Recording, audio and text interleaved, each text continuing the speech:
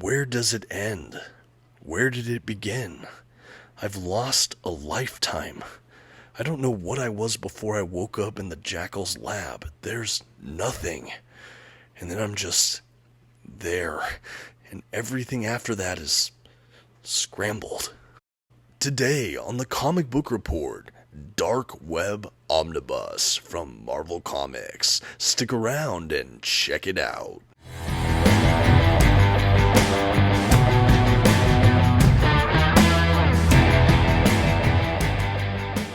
Greetings everyone, my name is Dominic and today you're tuning in to the Comic Book Report, where we review comic books and graphic novels so you can get an idea of what to read. And today I'm back in the world of Marvel Comics with another Marvel Omnibus review.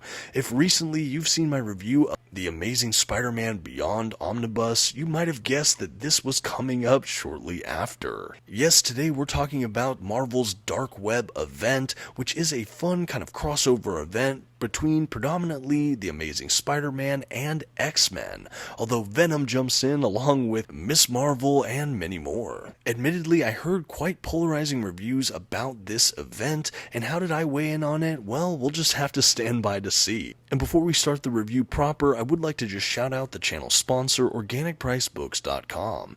If you're looking to pick up your own comic book collected editions, perhaps this very book, I always suggest you check out their website. You can find a link for it in this video's description, and if you see anything on their site you like, you can actually use my discount code at checkout, TheComicBookReport, to save $2 off of your order.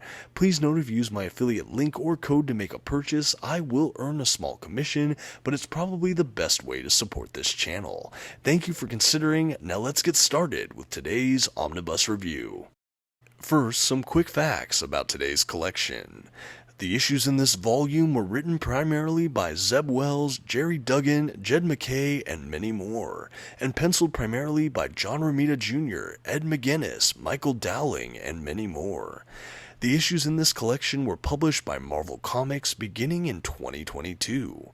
As far as what this omnibus collects, it includes Dark Web, Issue 1, Amazing Spider-Man, the 2022 series, Issues 14 through 18, Venom, the 2021 series, Issues 13 through 16, Dark Web X-Men, Issues 1 through 3, Dark Web Miss Marvel, Issues 1 and 2, Dark Web Finale, Issue 1, Mary Jane and Black Cat, the 2022 series, Issues 1 through 5, Gold Goblin, Issues 1 through 5, Hallows Eve, Issues 1 through 5, Hallows Eve, The Big Night, and material from Amazing Spider-Man Annual 2023, Issue 1, and Free Comic Book Day 2022, Spider-Man Venom.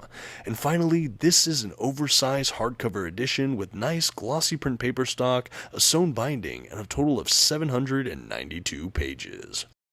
At this time, I'd like to go ahead and issue a general spoiler warning. I will be flipping through the contents of today's collection and commenting on plot points throughout. You've been advised. Okay, and here's our first dedicated look at the front cover for this omnibus, and right from the jump I will say this is the direct market cover for this omnibus edition. I will go ahead and throw up a thumbnail for the standard edition cover. The direct market cover I have is from Ryan Stegman, whereas the standard cover does come from John Romita Jr. Now as we begin to show off the spine design, I should say because this is a kind of wraparound omnibus dust jacket for this direct market cover, I do believe the standard release does have a different spine and back design as well. But today I'll just be looking at this direct market cover. Everything else on the interior should be identical. I love the spine design though, the kind of tealish blue feel that we have this web on before we have the kind of reddish white dark web typeface. I just think is brilliant. The contrast is excellent, and overall I love the spine design here. The back cover of this dust jacket is also excellent. Again, it's kind of the second half of the image we have on the front cover, at least for this direct market.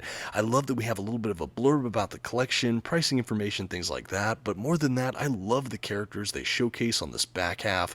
I love seeing Chasm and Hallows Eve, Black Cat, Mary Jane, and more. Just a really brilliant dust jacket design here. Absolutely had to pick up the direct market. And because I enjoyed it so much, we are going to do one more minute looking at the exteriors. We're going to go ahead and spread out this dust jacket, showing you those interior flaps for the first time. We got some additional art, some written blurb stuff about the collection. Always love to see it.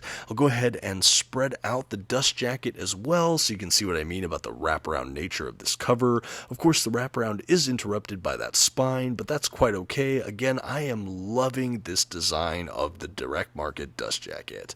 Under the dust jacket, though, on the hardback book itself, we also have another great piece of design work. The front cover of the hardback itself is a great image of Spider-Man. The middle is just kind of blank because it is a wraparound image. And along the back, we do have a great striking image of Chasm.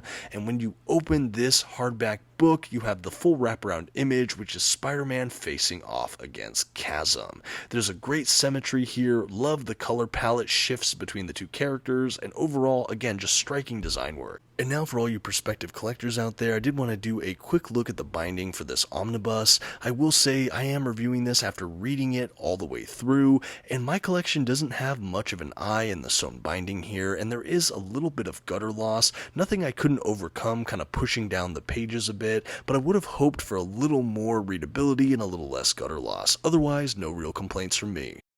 Okay, and as we crack open this omnibus, we have some kind of nice dark blue end pages, followed by a title page, and a full 2-page spread that has the mapping of all of the different issues, creators, publication information, all of that, and then we jump right into the first issue of this omnibus, and we are off to the races. Now, I do want to make a note about the mapping. I have not read these issues any other way, but from my reading, I do think that this is probably the best way this material could have possibly been mapped. I do think it's incredibly cohesive and understandable how they set this up. And after all the individual issues and tie-ins, we do have some mini-series toward the back of the book, like Gold Goblin and the Hallows Eve stuff. Overall, we have a tremendous range within this omnibus, and I think that some issues hit much more than others for me personally. For example, I really did enjoy the Gold Goblin miniseries, but I think the Hallows Eve content at the back of this book may have been some of my favorite, admittedly.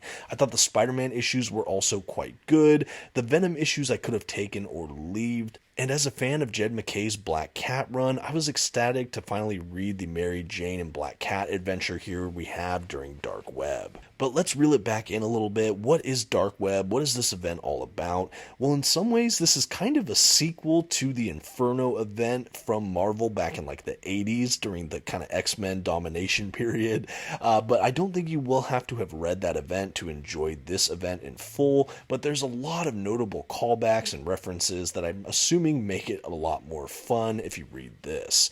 Now, Dark Web is predominantly a Spider-Man X-Men crossover event where we have Ben Reilly's Chasm, the clone of Spider-Man who's now become a villain. That happened around the Spider-Man Beyond era. We have him teaming up with one of the original Marvel clone villains, Madeline Pryor, who in her Goblin Queen persona has now become the matriarch and kind of de facto leader over Limbo, thanks to what I believe Magic, Ilyana Rasputin did, I think during the New Mutants run. Anyway, I haven't really caught up on that material as well, and again, it's not essential to enjoying Dark Web. I will say, now reading this event, I am very happy I read the Spider-Man Beyond Omnibus, not only because I enjoyed that material, but because it did set up Ben Reilly's descent into Chasm quite well. Though I don't think that character was perfectly executed in this collection either. I think they could have done more here, but I still enjoyed the ride. So essentially we have the two clones, Chasm and Goblin Queen, basically deciding to team up and use all the powers at their disposal, including the villainous forces within Limbo, to terrorize New York, and particularly Peter Parker's Spider-Man and Jean Grey. This is also, interestingly enough, during the Krakoa era for the X-Men and X-related books, so that is sort of the political background for the X-Men at this time. We do know that resurrection is kind of a thing for the X-Men during this time, and we have a lot of other interesting characters pop up through here. The X-Men tie-in issues I thought were really fun and artistically interesting, but maybe not the strongest X-Men issues I've ever read. That being said, I did enjoy the interactions we got between Jean Grey and Madeline Madeline Pryor. I think where there's a lot of drama and conflict, there's also an overwhelming amount of compassion and heart, and I really enjoyed seeing that, to the point they almost convert Madeline Pryor back to the side of the angels, or the side of right, by the end of this, and I did like to see that. In fact, Madeline Pryor kind of calls off her attack on New York, much to the chagrin of Chasm, who's still on his quest for revenge against Peter Parker after he believes that he stole all of his memories and essentially his life. There's nothing really left to Ben Reilly's character here other than a really mixed up and angry individual. During this omnibus and this event in general, we have Madeline Pryor essentially bestow upon Janine, Chasm or Ben Reilly's love interest, the powers to become Hallows' Eve, where she basically has a satchel of different kind of Halloween masks that when she puts them on, she's imbued with magical powers and kind of becomes whatever the mask is. And a lot of these masks are based around kind of universal monster properties, so there's a vampire and a werewolf and a Frankenstein's monster and kind of a ghost and more. And this bag kind of never runs out of tricks. I thought this was such a fun kind of gimmick and power set. I enjoyed seeing all of Hallows' Eve appearances throughout Dark Web. She is easily the biggest scene stealer and knockout success of this run for me personally, and the fact that we got to end this book with her mini-series, that was just a real treat, and as I mentioned, kind of a highlight of this collection for me. The Peter Parker Spider-Man stuff I thought was interesting as well. He's basically just trying to defuse what Ben Reilly's doing. Again, we have Chasm and Goblin Queen essentially send the kind of demonic forces of Limbo up to terrorize New Yorkers. This is really done in a way where it basically animates inanimate objects to become kind of teeth-filled, angry creatures that just kind of, again, terrorize New Yorkers and New York in general. And it's up to the X-Men, Spider-Man, and anyone else around to try to stop them, including characters like Miss Marvel. Her tie-in issues didn't really do it for me, but admittedly, I'm not a huge Miss Marvel reader. In fact, these are some of the earliest Miss Marvel issues I've ever read, so maybe that's part of it. I do think Venom was also an interesting choice here. Essentially, Goblin Queen gets Eddie Brock's Venom and rolls back some of his memories and personality restraints, and he becomes sort of the head-eating, crazy monster Venom again. We have some kind of interesting aspects of this character. Again, it kind of is a throwback to the 90s Venom, which was fun to see, and that's down to the design work as well. We do have Venom's son Dylan here as well, trying to confront his father at different points. While these issues were maybe not the strongest, I was fascinated by the lore that Al Ewing has built up with Venom since the end of the Donny Cates Ryan Stegman run. That run definitely helped inform some of the characters I saw during the Venom-related issues of Dark Web, but I still felt like I was missing a bit of a step. Luckily, Marvel did have little blurbs or paragraphs at the heads of each issue that kind of dealt with a new property, kind of filling you in on context you need to enjoy just this omnibus by itself. This is one of my favorite things that Marvel does, particularly in omnibuses like this. A great way to catch up with the information you need to enjoy the issues if you're not a fan of all of the ongoing titles. I think in this way, amongst a couple others, Dark Web is really accessible for people that maybe are interested but have not read a lot of these titles. I think my biggest issue with this Dark Web omnibus, and really the event in general, because the omnibus is really not to blame. I actually think the omnibus is really well designed, and it's packed full of a lot of fun series. I think my issue is more with the event. I feel like it's largely inconsequential. I thought this would be a huge drag-out brawl that had huge implications on these clone characters and their franchises, and ultimately, I felt like the result was sort of muted. I did love the compassionate angle I mentioned earlier from Madeline Pryor, the Goblin Queen. We basically have Jean Grey sharing some of her memories of the young Nathan Summers, Cable, and so Goblin Queen basically gets to experience motherhood through Jean Grey's eyes, the kind of lost period she didn't get to have with her son, and it kind of warms her heart and makes her kind of convert back to the side of good. I actually thought that this was really meaningful and well done, and I would say overall, Madeline Pryor's character was treated with more grace and care than I think Ben Reilly was. Now, Ben Reilly is a favorite of mine. I'm a huge fan of the Clone Saga in general, and I did love what we got of him as the primary Spider-Man during Spider-Man Beyond, even though they did kind of transition his character along this more villainous route. But overall, again, he's just kind of a shell character at this point. He's really fueled by nothing but vengeance and confusion,